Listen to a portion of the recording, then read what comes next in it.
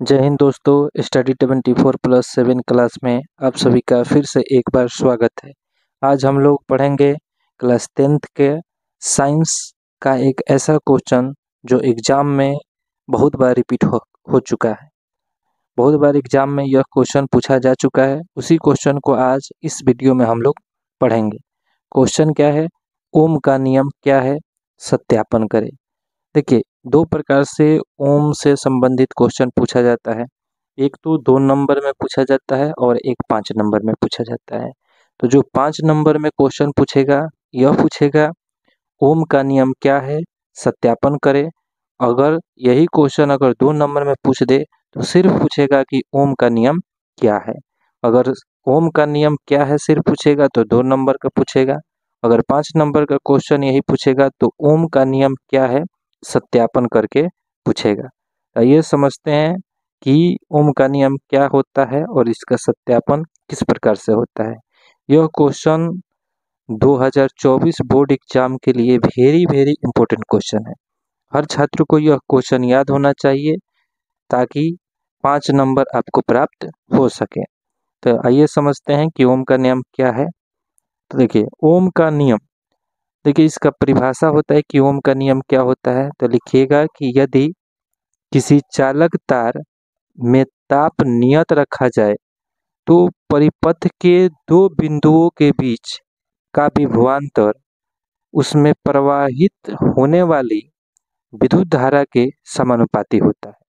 Simple भाषा में हमने लिखा है कि यदि किसी चालक तार में ताप नियत रखा जाए तो परिपथ के 2 बिंदुओं के बीच का विभवांतर उसमें प्रवाहित होने वाली विद्युत धारा के समानुपाती होता है। फिर उसके नीचे लिखिएगा, यदि किसी चालक में प्रवाहित धारा I तथा 2 बिंदुओं के बीच का विभवांतर भी हो तो ओम का नियम क्या कहता है? भी समानुपाती I। अगर ये समानुपाती चिन्ह अगर हटाते हैं तो बराबर आता है और समानुपाती के लिए हम कोई नियतांक लेते हैं। हमने यहाँ पर नियतांक R लिए हैं। ठीक है।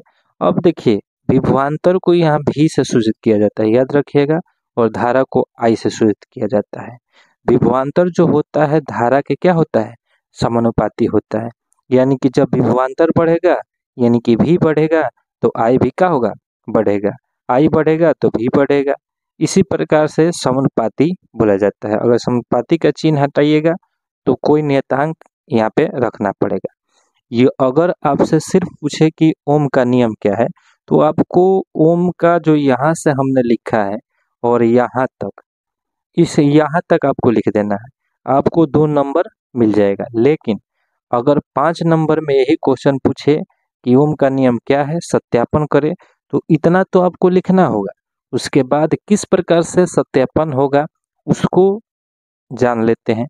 तो देखिए, ओम के नियम का सत्यापन, ओम के नियम का सत्यापन किस प्रकार से होगा? तो ओम के नियम के सत्यापन के लिए सबसे पहले चालक तार, एमीटर, वोल्ट मीटर, दाब कुंजी, बैटरी, परिवर्तनशील प्रतिरोध इत्यादि को लेकर चित्रानुसार सजा दिया जाता है।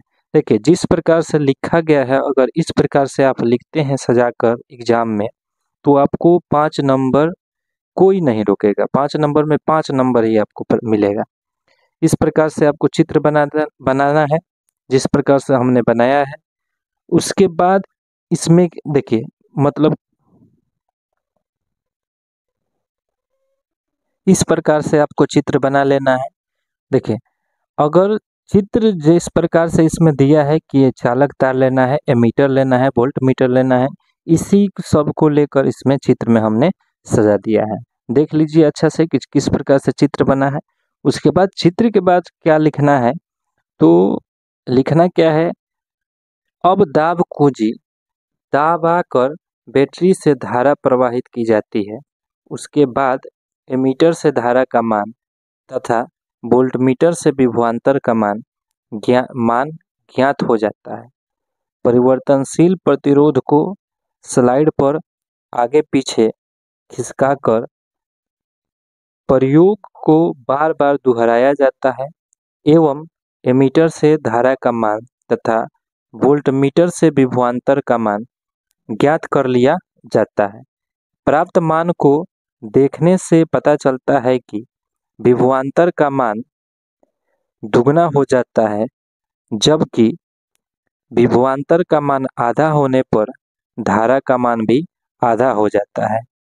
इससे यह निष्कर्ष निकलता है कि चालक के सिरों के बीच का विभवांतर उस चालक से प्रवाहित होने वाली धारा का सीधा समानुपाती होता है। जो हमने पहले सिद्ध कराया है, लिखवाया है, उसी को इसमें भाषा में लिख देना है। उसके बाद आपको एक ग्राफ बनाना पड़ता है और ग्राफ के लिए भी कुछ लिखना होता है। जैसे लिखे हैं, यदि विभवांतर V को x अक्ष पर तथा धारा I को y अक्ष पर रखकर एक ग्राफ खींचा जाता है तो एक सरल रेखा के रूप में प्राप्त होता है, जो ओम के नियम को सत्यापित करता है। यह जो हमने यहाँ पे बताया है, इसको ग्राफ पर खींचना है, यानी कि ग्राफ विधि से इसको खींचना है। तो देखिए हमने इस प्रकार से खींचा है। यहाँ पे ऊपर तरफ y होता है और इधर x होता है। इधर धारा को लेना है, y पर बोला गया है, धारा को y पर लेना है और विभवांतर को x अक्ष पर लेना है। इस प्रकार से अगर इसका मान बढ़ेगा तो विभवांतर का भी मान बढ़ेगा, विभवांतर का मान बढ़ेगा तो धारा का मान भी बढ़ेगा। तो जो रेखा निकल के आएगा वह एकदम सीधी रेखा में होगा। यही हमने यहाँ पे लिखा है कि यदि विभवांतर V को x अक्ष पर तथा धारा I को y अक्ष पर रखकर एक ग्राफ खींचा जाता है तो एक सरल रेखा के रूप में प्राप्त होता है, जो ओम के नियम को सत्यापित करता है। ठीक है, आपको यह वीडियो अच्छा लगा होगा। अगर अच्छा लगा है तो लाइक कीजिए, सब्सक्राइब कीजिए और नए हैं तो चैनल को सब्सक्राइब कीजिए।